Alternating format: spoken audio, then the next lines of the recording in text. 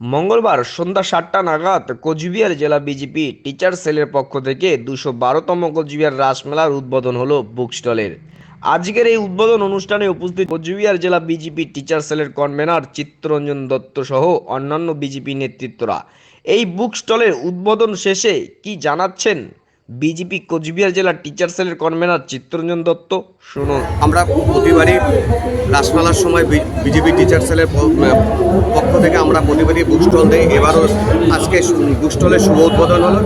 এই শুভ উদ্বোধনের দিনে আমরা এখানে বিভিন্ন জাতীয়তাদের বই নিয়ে এসেছি।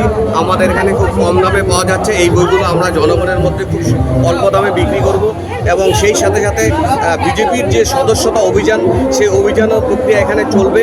জনগণের মধ্যে বিজেপির ভাবধারা, জাতীয়তাবাদের আদর্শ, এই উদ্দেশ্যেই আমাদের এই বইমেলায় আমরা অনেক গ্রামের অনেক আমাদের লোকজন এখানে আসেন এবং তারা আমাদের বই কেনেন এবং আমরা চাই আরও বেশি সংখ্যক গ্রামে পৌঁছাতে।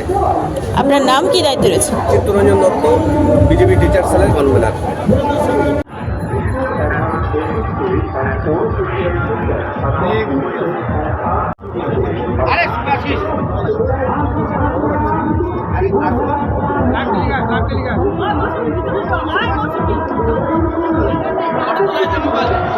অজিত রায় মহাশয়, তৎসঙ্গে কোচবিহার জেলা বিজেপির জেনারেল সেক্রেটারি সম্মানীয় বিরাজ ঘোষ